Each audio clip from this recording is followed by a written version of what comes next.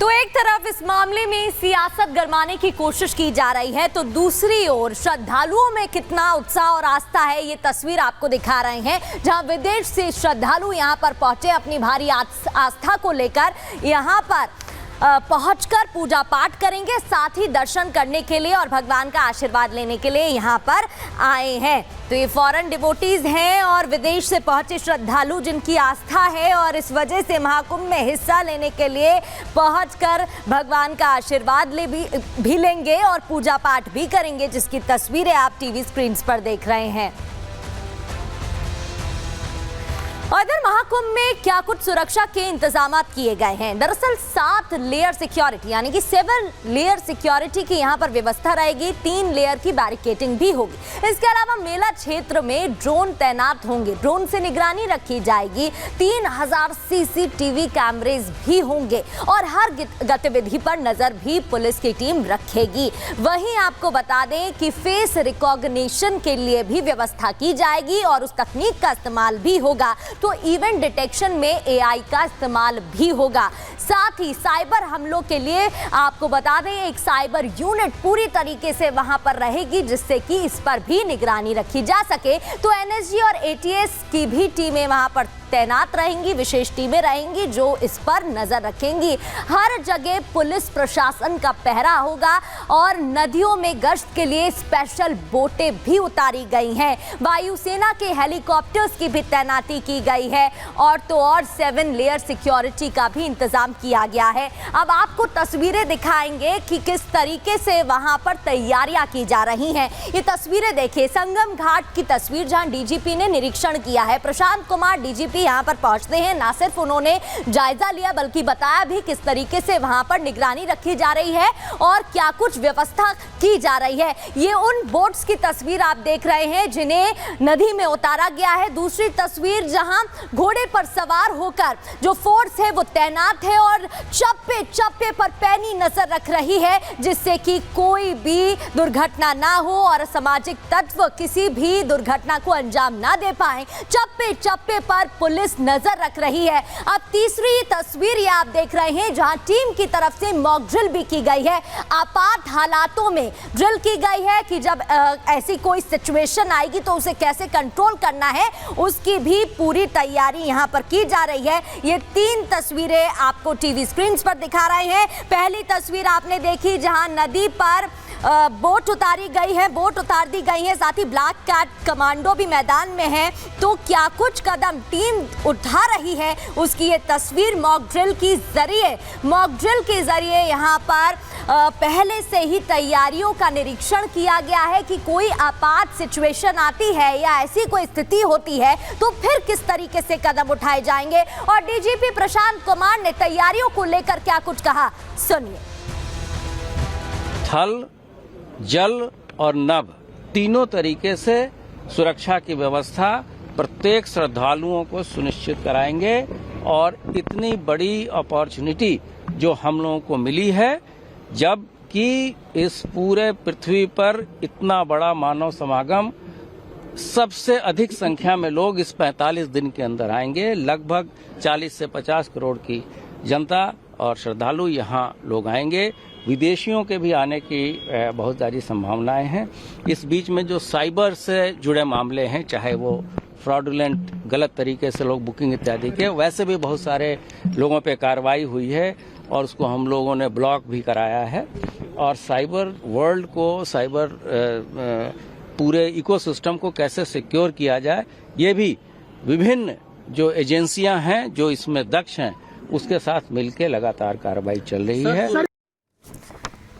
तो आप प्रशांत कुमार डीजीपी को सुन रहे थे, जिन्होंने बताया कि पुख्ता इंतजामात सुरक्षा से लेकर श्रद्धालुओं के लिए हर तरीके से किए जा रहे हैं, जिससे कि उन्हें कोई परेशानी ना हो। तो दूसरी तरफ सियासत भी हो रही है।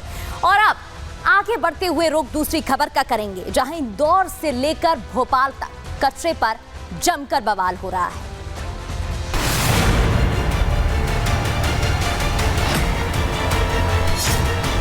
कृपया हम लोगों की और कलेक्टर महोदय की, सब लोगों की बातों को सुने, किसी तरह की अफवाह में ना आए। सुबह में कुछ अफवाहें आई कि कचरा जलाना शुरू कर दिया गया है और वहाँ कुछ मजदूर बेहोश हो गए। ऐसी किसी भी अफवाह में पीथमपुर की जनता को आने की बिल्कुल ज़रूरत नहीं है।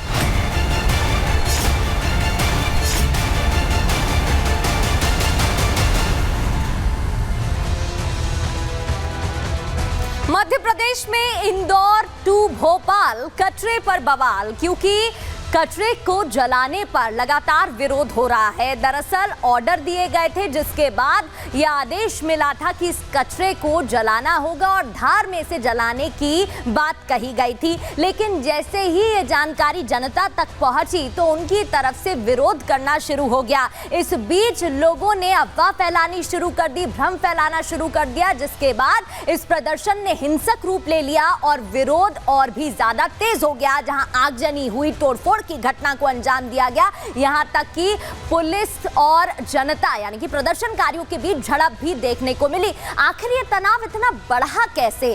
पीथमपुर में जहरीले कचरे के निपटान पर विरोध हो रहा है, ग्रामीणों का विरोध, और आज तीसरा दिन है जब ये विरोध जारी है, जबकि सरकार की तरफ से ये कह दिया गया है कि फिलहाल इस फैसले को रोक दिया गया है और जब तक कोर्ट कुछ नहीं कहती है तब तक कुछ नहीं किया जाएगा। उसके बावजूद तीसरे दिन भी प्रदर्शन हो रहा है। राम की कंपनी पर तारापुर गांव के लोगों ने पथराव किया, पत्थरबाजी, और ये तस्वीरें भी आपको दिखा रहे हैं। आसपास खड़े पुलिस वाहनों में तोड़फोड़ की गई, आगजनी की घटना को अंजाम दिया गया। महिलाओं ने पुलिस कर्मियों पर मिर्ची डाली, उनकी आंखों में मिर्ची डाली महिलाओं ने, और पुलिस ने लाठी डंडों का इस्तेमाल किया और उनको खदेड़ने की कोशिश की। ग्रामीणों को खदेड़ा गया और दोनों के बीच झड़प भी हुई। अब आपको कुछ तस्वीरें दिखाते हैं, उस दौरान क्या कुछ हुआ था और किस तरीके से ये तनाव इतना बढ़ जाता है। आप तस्वीरों के जरिए भी समझने की कोशिश करिएगा। राम की कंपनी के पास पथराव, अब ये तस्वीरें देखिए जहां पुलिस ने बैरिकेड्स लगाए हुए हैं, रोकने की कोशिश की जा रही है, तो लोगों की तरफ से पथराव किया गया, पत्थरबाजी की गई और यहां तक कि तोड़फोड़ भी की गई। जो पुलिस के वाहन थे उनमें पत्थर मार दिए गए।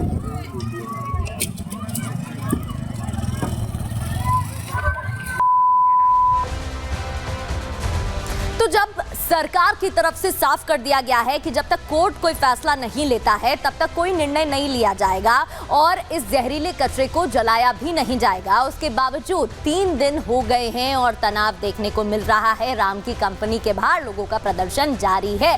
कब तक इस तरीके से प्रदर्शन जारी रहेगा और कोर्ट की तरफ से क्या कदम उठाए जाएंगे, क्या कुछ फैसला आएगा, आपको पहले रिपोर्ट दिखाते हैं।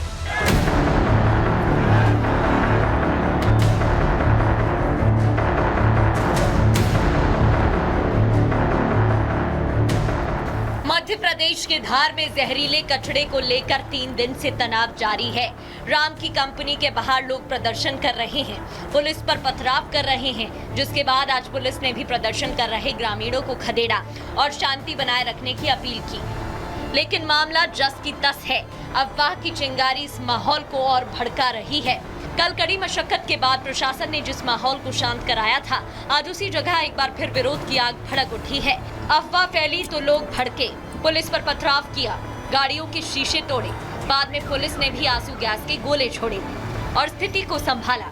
मैं इस समय राम की फैक्ट्री के बाहर ही हूँ, चूंकि यहाँ पर प्रशासन ने धारा 163 लगाई हुई है, इसलिए हमको कुछ दूरी पर रोक दिया गया है। लेकिन ये राम की फैक्ट्री है और इस पर ही आज सुबह करीब 9 बजे के लगभग स्थानीय लोगों ने पथराव कर दिया था। चूंकि स्थानीय लोगों को किसी तरह से ये उन्हें इनपुट मिला, एक अफवाह के तौर पर उन्हें ये जानकारी लगी कि यहाँ पर जो यूरेनियम कार्बाइड का कचरा है उसे कंटेनर से बाहर निकाला गया। इसके बाद वो लोग भड़के और यहाँ पर विरोध प्रदर्शन करने आए। इस दौरान उन्होंने पथराव किया, पुलिस की गाड़ी पर भी कांच फोड़े और पुलिस ने जैसा तैसे उनको यहाँ से खदेड़ा। इसके बाद से चूंकि देखिए यहाँ पर चूंकि धारा 163 है, इसीलिए हम कुछ दूरी पर हैं। लेकिन ये जो आप पीछे हमारे फैक्ट्री देख रहे हैं, इसी फैक्ट्री में यूरेनियम कार्बाइड का 12 कंटेनर जो है, जिसमें 237 मीट्रिक टन जहरीला कचरा रखा हुआ है। सरकार ने, मुख्यमंत्री मोहन यादव ने साफ कर दिया है कि यहाँ के लोगों का जो भावना है, जिस तरह का जन आक्रोश देखने को मिला, लोग जिस तरह से कल भड़के थे, हंगामा हुआ था, इसके बाद से लोगों की भावनाओं को ध्यान में रखते हुए कोर्ट को इनकी भावनाओं से अवगत कराया जाएगा।